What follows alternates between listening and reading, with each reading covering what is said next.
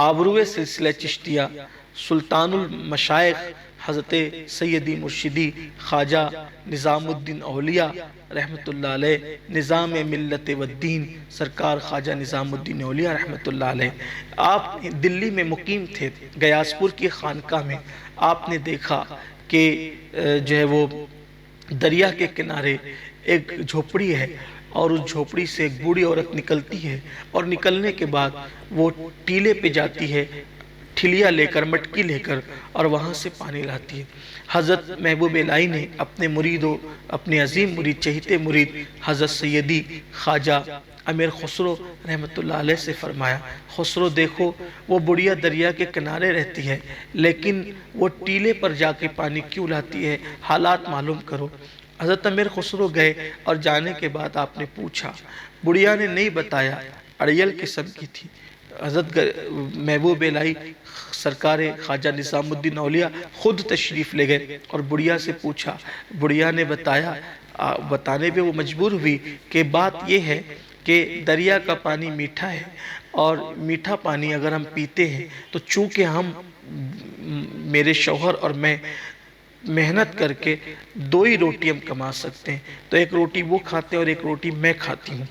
لیکن میٹھا پانی ہم پیئیں گے تو یہ کھانا جلدی ہضم ہو جائے گا، اور جب کھانا جلدی ہضم ہوگا تو ایک روٹی کی بجائے ہمیں دو دو روٹی کھانی ہوگی، یعنی دو روٹی کما سکتے ہیں لیکن چار روٹیاں کی ہمیں حاجت ہوگی، تو دو روٹی ہمیں کسی سے مانگنا پڑے گا، اور ہم غیرت کی وجہ سے کسی سے مانگ نہیں سکتے، اس لیے میں ٹیلے پہ جا کے پانی لاتی ہوں، اور ہم کھارا پانی پیتے ہیں تاکہ کھانا دیر میں ہضم ہو تو ہمیں دو روٹی مانگنے کی ضرورت نہ پیش آئے۔ حضرت محبوب الہی نے فرمایا، گیاسپور کی خانقاہ سے روزانہ دو روٹیاں مزید آپ لوگوں تک پہنچ جائے گی، اب آپ کو ٹیلے پہ جا کے پانی لانے کی ضرورت نہیں ہے۔ اتنا سننا تھا، اس بوڑھی عورت نے پوری غیرت سے اور جرات سے کہا کہ اے نظام الدین، اگر آپ ہمیں دو روٹی بھیج رہے ہیں ہمدردی کے ناطے، تو آپ کی غلط فہمی میں دور کر دوں، اگر آپ ہمیں مسلمان سمجھتے ہیں اور مسلمان سمجھ کر آپ اگر ہمیں روٹی بھیج رہے ہیں تو ہم لوگ مسلمان نہیں ہیں، ہم لوگ مسلمان نہیں ہیں۔ اگر آپ مسلمان سمجھ کے روٹی بھیج رہے ہیں تو اس وقت حضرت خواجہ نظام الدین اولیاء جو انڈائریکٹ سرکار غریب نواز کے فیض یافتہ تھے، آپ نے فرمایا، مائی اگر تم مسلمان نہیں ہو تو کیا ہوا، تم انسان تو ہو، اور ہمارا مذہب انسانوں کی خدمت کرنے کا حکم دیتا ہے۔ کہ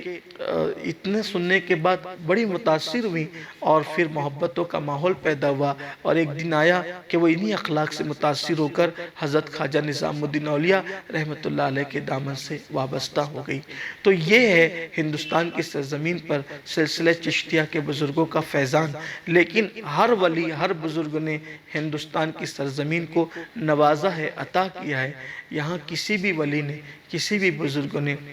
نہ جو ہے وہ کسی کے مال پہ نظر رکھی ہے، بلکہ بزرگان دین کی پہچان ہی یہ ہے کہ اللہ کا ولی جو ہے لوگوں کی جیب پر نہیں بلکہ لوگوں کے دلوں پہ نظر رکھتا ہے، اور وہ دلوں کو سنوار دیتا ہے۔ ہاں، اولیاء اللہ نے لوٹا ضرور ہے، لیکن کسی کا مال نہیں لوٹا، کسی کا گھر نہیں لوٹا، کسی کی آبرو نہیں لوٹی، انہوں نے لوٹا ہے تو محبتوں کی سوغات کو لوٹا ہے، انہوں نے لوٹا ہے تو دلوں کو لوٹا ہے، اور دلوں کو اپنا بنایا ہے، ضمیروں کو اپنا بنایا ہے۔ محبت لٹائی بھی ہے اور محبت کو لوٹا بھی ہے۔ جو محبت لٹاتا ہے وہ محبت لوٹتا بھی ہے، لیکن اللہ والے مال نہیں لوٹتے بلکہ وہ مال لٹاتے ہیں۔ آئیے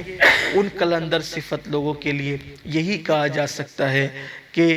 سکندر تو لوٹتے ہیں لیکن قلندر کبھی نہیں لوٹتے،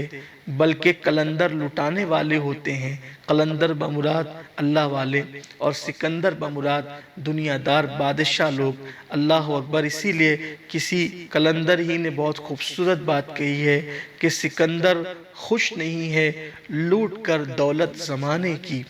سکندر خوش نہیں ہے لوٹ کر دولت زمانے کی، قلندر دونوں ہاتھوں سے لٹا کے رقص کرتا ہے۔ یاد رکھیں، لوٹنے والے اور لٹانے والے میں فرق یہ ہوتا ہے کہ لوٹنے والا پوری دنیا کو بھی لوٹ کر کبھی خوش نہیں رہتا، پرسکون نہیں رہتا، اس لیے کہ وہ لٹیرا ہوتا ہے، اور جو لٹاتا ہے وہ ہمیشہ پرسکون ہوتا ہے۔ غریب نواز کی پرسکون پر نور مزار آج بھی پکار پکار کر کہہ رہی ہے کہ ہم لوٹنے والے نہیں بلکہ لٹانے والے لوگ ہیں۔